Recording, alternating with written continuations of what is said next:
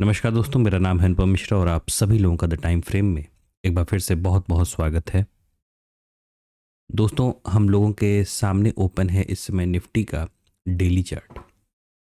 और daily chart पर अगर देखेंगे दोस्तों, तो हम लोगों ने 3-4 दिन या 5 दिन पहले एक बात की थी कि मार्केट हमें क्या कर रहा है। मार्केट हमें डेली टाइम फ्रेम पे केवल एक पियानो पैटर्न के तरीके से मार्केट क्रिएट करता हुआ नजर आ रहा है। पियानो पैटर्न का मतलब होता है कि मार्केट में एक रेड कैंडल बनता है, फिर ग्रीन बनता है, फिर रेड बनता है, फिर ग्रीन बनता है। इस तरीके से ये सीरीज बनाते हुए चला जाता है। और ऐसी सिचुएशन तब होती है जब मार्केट एक बहुत बहुत टाइट रेंज में, मतलब जब मार्केट एक रेंज बाउंड सेशन में काम कर रहा होता है काफ़ी दिनों से, तो हमें इस तरीके का फॉर्मेशन या पैटर्न स्क्रीन पे देखने को मिलता है, जैसा कि इस वक्त हम लोगों को स्क्रीन पे देखने को मिल रहा है। जैसे कि मतलब एक red candle, green, red, green, red, green, red. तो इस तरीके से ये चीज़ें हम लोगों को देखने को मिल रही हैं। दूसरी चीज़, ज़रूर हम लोग को लग रहा होगा कि जैसे हमारी मार्केट क्या हो रही है, बार बार जैसे एक एक स्टेप ऊपर की तरफ जा रही है। ऐसा हमें, मतलब जब डेली फ्रेम को देखेंगे ना, तो ऐसा हम लोग को लग रहा होगा। लेकिन आप अगर इसको छोटे फ्रेम पे देखेंगे ना, जैसे कि हम लोग ने बात की थी कि इस समय जो हमारी कमेंट्री है वो कैसी है, थोड़ी बियरिश टोन की है।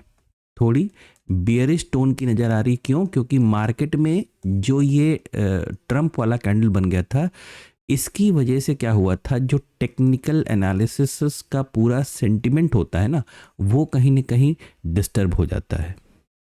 और उसके पीछे का रीज़न ये होता है कि जब मार्केट में एकाएक कोई बहुत बड़ा मूवमेंट हमें अचानक से देखने, मतलब हम एक जैसे कहते हैं ना कि एक सिंपल रास्ते हम चल रहे थे, लेकिन अचानक से एक दुर्घटना हो गई। तो बिल्कुल उसी तरीके से ये जो आपको ये जो हिस्सा नज़र आ रहा है ना, ये एक दुर्घटनावश है।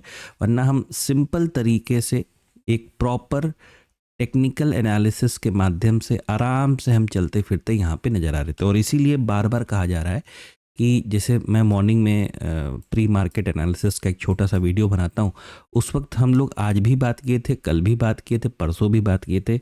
सिंपल सी चीज़ है कि हमें मार्केट को ऐसी सिचुएशन में भी कैसा रखना है, सिर्फ सेल ऑन राइज का रखना है। सिर्फ सेल ऑन राइज का रखना है। अभी छोटे फ्रेम पे चलेंगे तो वहाँ पे आपको और बेहतर और अच्छा समझ में आएगा। एक बार ये देख लेते हैं कि कल की डेट में हमें क्या करना है। देखिए दोस्तों, बहुत सिंपल सी चीज़ है। मार्केट हमारा मान लीजिए कि यहाँ पे था, किसी मतलब एक ऐसा वक्त था, और ये वक्त है मेरे ख्याल से 2 फरवरी का, मतलब बजट का अगला दिन। ठीक है, हमें यहाँ पे एक रिकवरी देखने को मिली, यानी हमने यहाँ पे एक स्विंग क्रिएट किया। ठीक है, बिल्कुल उसी तरीके से अगले दिन आ जाता है एक न्यूज़ कि ट्रंप ने जो है टैरिफ को कम कर दिया है, 18% कर दिया है। और एकदम खुशी के मारे मार्केट क्या होता है, सीधे अपने रेजिस्टेंस लेवल पे जाता है और वहाँ से तुरंत के तुरंत गिरना चालू कर देता है। अब आप यूँ समझें कि हो सकता है कि जो बड़े प्लेयर्स हैं उन्हें कोई बात पसंद ना आई हो, कोई चीज़ पसंद ना आई हो, क्योंकि 18% टैरिफ, ठीक है, लेकिन अमेरिका को कितना है, 0%। ठीक है, मे बी इसके अंदर बहुत सारी चीज़ें होंगी जो लोग बता रहे हैं कि मार्च तक क्लियर हो पाएंगी, एग्जैक्टली चीज़ें हैं क्या। ठीक है, तो अभी जो मोटा मोटी दिखाई दे रहा है वहाँ पे ऐसी कुछ सिचुएशन है। तो जब मार्केट ने अचानक से नीचे आया, तो ये भी तो एक स्विंग कंसिडर किया जाएगा। ठीक है, और जब तक मार्केट यहाँ से नीचे गिरता है, ऊपर जाता है, ये एक स्विंग यहाँ पे बनता है। अब मार्केट यहाँ चल रहा है, अब जब तक यहाँ पे कोई एक स्विंग नहीं आएगा, अब ये कल आएगा कि परसों आएगा, मैं इसकी बात नहीं कर रहा हूँ, तभी तो हम कहाँ से, हम ट्रेंड लाइन तभी तो गिरा पाएंगे। हमें अगर ट्रेंड लाइन गिरानी है तो हमें यहाँ पे एक स्विंग चाहिए होगा। ठीक है, तो उसी का इंतज़ार चल रहा है और चलते हैं। मतलब ये डेली टाइम फ्रेम पे बस इतना है कि मार्केट अगर ऊपर की तरफ जा भी रहा है, लेकिन ये थोड़ा सा बेयरिश स्ट्रक्चर का मार्केट है। सीधे चलेंगे 30 मिनट के टाइम फ्रेम पे। अब इस 30 मिनट के टाइम फ्रेम पे देखेंगे, ड्राइंग मैंने हाइड कर रखी थी, मैं ड्राइंग को जैसे ही ऑन करूंगा तो ये वही ड्राइंग है जो प्री मार्केट एनालिसिस में हम लोगों ने बनाई थी कि मार्केट अगर आज भी कल के तर्ज पे, कल भी तकरीबन गिफ्ट निफ्टी 70-80 पॉइंट पॉजिटिव दिखा रहा था और आज भी तकरीबन 70 पॉइंट के आसपास पॉजिटिव दिखा रहा था। होता क्या है, ये 11 तारीख का कैंडल है पहला, ये 30 मिनट का। होता क्या है, मार्केट सीधे खुलता है अपने रेजिस्टेंस के पास, वहाँ सस्टेन नहीं कर पाता, तुरंत नीचे की तरफ आने की कोशिश करता है। ठीक है, आप छोटे फ्रेम पे देखेंगे तो आपको प्रॉपर प्राइस एक्शन के साथ यहाँ पे भी ट्रेड करने का मौका मिला होगा। अब देखिए मार्केट क्या कर रहा है, ये रेजिस्टेंस है और ये सपोर्ट है। मार्केट नीचे आया, फिर ये ऊपर की तरफ जंप लिया, इसी रेजिस्टेंस से टकरा के फिर अब यही बात बताई जा रही है पिछले, मतलब जब से वो छोटे छोटे कैंडल बन रहे डेली टाइम फ्रेम पे, यही चीज़ समझाई जा रही है कि जिनको रेंज वाली ट्रेडिंग आती है ना, जो रेंज वाली ट्रेडिंग को समझते हैं, या यूं कहूँ कि जो स्कैल्पिंग में माहिर हैं, जो स्कैल्पिंग में माहिर हैं, वो बेशक मार्केट को ट्रेड करें। लेकिन जितने नए प्लेयर हैं वो ऐसी सिचुएशन में, देखिए कहा जाता है ना कि गाड़ी अगर चलाना सीख रहे हो और थोड़ा बहुत आ गया है, ठीक है, तो थोड़े से भीड़ भाड़ वाले एरिया में जाके गाड़ी चलाइए, मतलब किसी को उड़ाने की ज़रूरत नहीं है, थोड़े भीड़ भाड़ वाले एरिया में चलाइए, तो उससे क्या होता है, वहाँ चलाने पे आपका जो कॉन्फिडेंस होता है वो और अच्छा होता है, डेवलप होता है। इसीलिए आपने देखा होगा जितने भी ट्रेडिंग स्कूल वाले हैं वो मेन सिटी में आपको गाड़ी चलाने की ट्रेनिंग देते हैं। तो बिल्कुल उसी तरीके से ऐसी सिचुएशन में जब मार्केट का सेंटिमेंट बहुत अच्छा ना हो, ऐसी सिचुएशन में जब आप चीज़ों को स्टडी करते हो, आप चीज़ों को लर्न करते हो, तो आपका एक बहुत बेहतर माइंडसेट डेवलप होता है चार्ट को लेके। ठीक है, चलिए आगे बढ़ते हैं और देखते हैं कि हमें कल की डेट में अब क्या करना है। तो सिंपल सी चीज़ है, हमारे पास रेजिस्टेंस है, हमारे पास सपोर्ट है, वो हमें दिखाई दे रहा है। ज़रूरत बस इतनी पड़ेगी कि इसे चाहें तो हम थोड़ा थोड़ा आगे की तरफ और एक्सटेंड कर लें।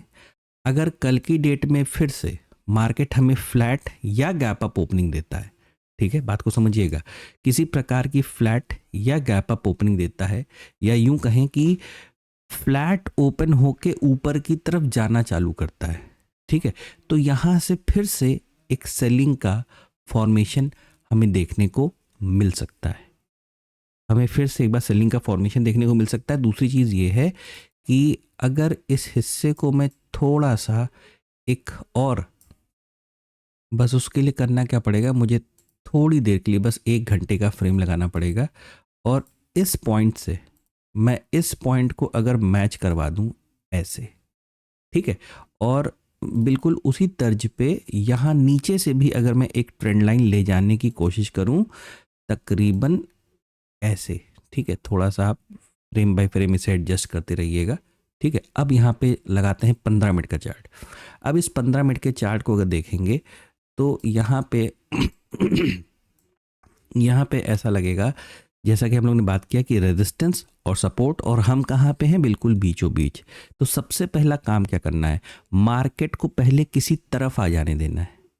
मार्केट को पहले, जैसे कि अगर मार्केट, जब भी हम अभी हम लोग ने जस्ट अभी जो बात की बिल्कुल उसी चीज़ को, कि अगर मार्केट यहाँ पे फ्लैट ओपन हो जाता है, ठीक है, तो यहाँ पे मैं कहूँगा अगर फ्लैट ओपन होता है मार्केट तो आप थोड़ा सा वेट एंड वॉच की सिचुएशन में रहने की कोशिश कीजिएगा।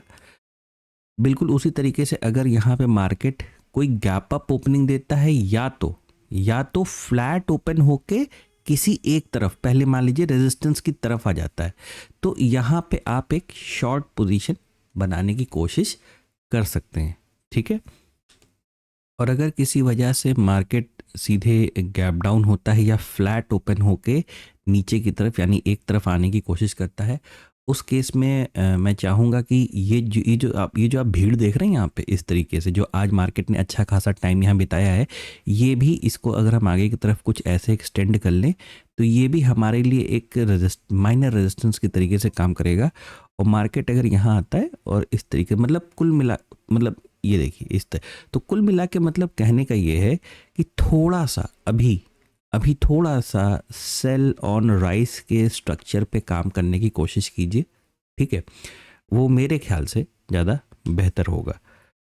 सीधे चलते हैं दोस्तों बैंक निफ्टी के चार्ट पे। बैंक निफ्टी के केस में मार्केट क्या किया, खुला और सीधा नीचे की तरफ आना चालू किया। ये 15 मिनट का चार्ट है, मैं इसे आधी घंटे का कर देता हूँ ताकि आपको बाकी हिस्सा भी नज़र आए। देखिए, ये देखिए, लेकिन बैंक निफ्टी में अगर थोड़ा सा, अगर हम इसे निफ्टी के संदर्भ में कंपेयर करें तो थोड़ा सा आपको यहाँ पे एक डिफरेंस नज़र आएगा।